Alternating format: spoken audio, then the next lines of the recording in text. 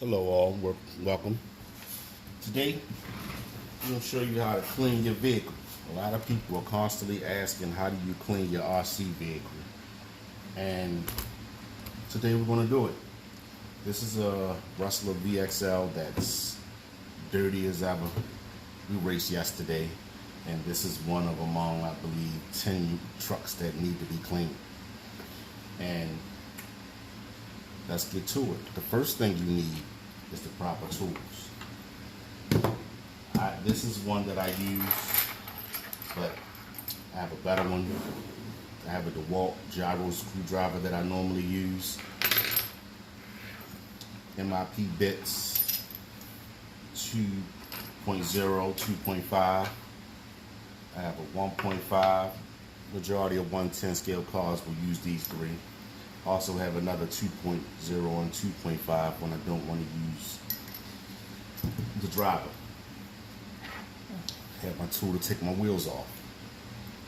So the thing that I like to do when I clean my vehicles is take it apart in three: front, chassis, rear. Now let's get started, and I'll show you updates as I make progress. What I've done was remove the screws that hold the front and the rear to the chassis. And what I like to do is use containers to hold my screws. They're going to get washed also. So here are all my rear screws and my front screws.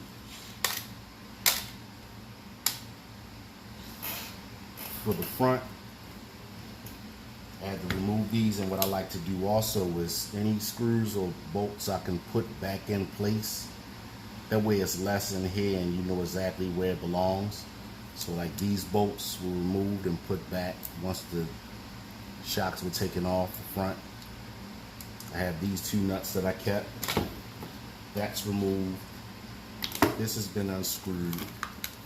And this, the rear. So, bam, 1, 2, 3, all three parts. My tires here. The key to what you want to do as far as cleaning your vehicle is you want to remove everything that you don't want to get wet. So, that being said, one of the biggest things that I want to get out of my vehicles before cleaning them, because I'm going to dump them in a bucket of water and clean them. You want your bearings out. Bearings. Here. Your receiver case is waterproof. My ESC is waterproof, so that I'll use a toothbrush on, and that won't get dumped. It'll be water up to here and just water back here to make sure I get it clean. Servo, depending on how much I can get through with my brushes, will determine whether I need to pull a servo out. I'd much rather not, because it's placed perfectly in position. So we're going to take the back. We're going to start with the front. Take the remove the important parts, the shocks and the bearings, and I'll be right back at it. Okay guys, bearings are out. Here are my front axles, my bearings, all my screws for all 4 cars, along with their pins. 1 pop. Shocks off. And now my whole front has nothing that I'm not have any concerns about getting wet. 4 screws for the shocks are still in there. So this can be scrubbed along with the front bumper, and my shocks. I'll check the shock oil afterwards. I don't always rebuild my shocks, but just a quick test. Not getting any rebound, so I'll probably need to add fluid. This one, I got the rebound. So it appears this one may need some. Okay, let's get this cleaned up, and I'll show you after. At it. Here's the rear. What I've done was unscrew these 2 screws here and then the whole rear shock tower comes off. These pins here on the drive shafts that connect to the differential for the transmission, just unscrew that. And again, this is something that I put back so it doesn't get lost. Easily losing something that simple can destroy your whole day of driving. Shocks are apart, and I've already took the pin out and the axles. So here, axle, don't use my washers, and give a little push, bearings.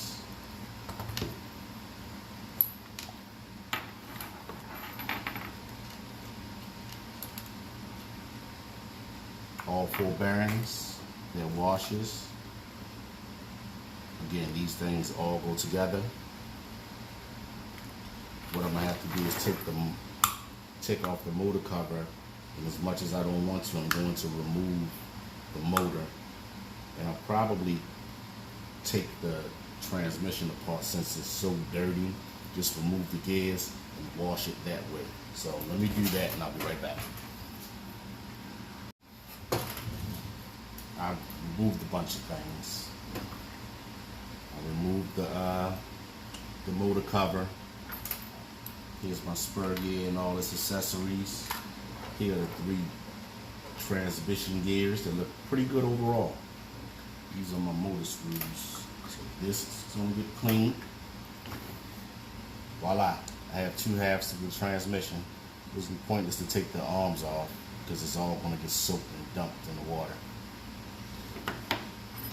My drive shafts, then my shocks, and this is the order of my transmission screws.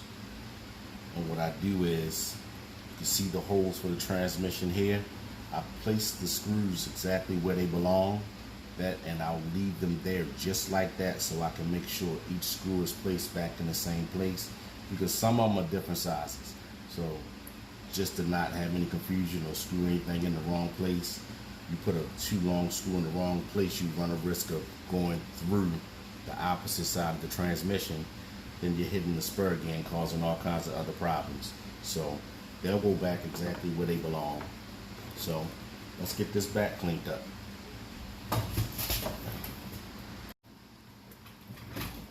While my front and back is drying off, I still have to do the chassis. I cleaned all the wheel components, front axles, washers, nuts, whatever these things are called. I can't think. I'm not going to try to. Traxxas is good because their 110 vehicles, the 2-wheel drives, are pretty simple. They're very easy to work on.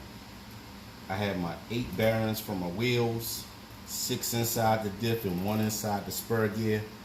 They've been wiped. Everything has been wiped with a wet rag. What I do is I test every bearing and spin it to see if it's smooth. If it's not, I'm getting rid of it. Well, actually, I try to salvage it. I'll use brake cleaner. Take the rubber off and spray it. Try it again. If it doesn't work, so be it. It's just a bearing. They're not expensive. I swear by this stuff. Dry ice, I love it. This stuff is great. It's great for bearings. It's great for any metal-to-metal contact. So a lot of your larger vehicles, when you have your metal drive shafts that's going into the diff cups, this is great for it. So all my bearings, and I clean everything because, you know, it's like taking a shower and putting on dirty clothes. Why clean all these vehicles up and then leave this stuff dirty? No. All cleaned up. I got my 2 rear halves, shock tower, chassis,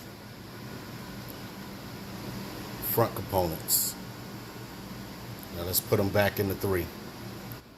Side note, brake grease. I've been using this same container for about 5+ years. I would say it's not even halfway through. I'll put this on the gears for the transmission.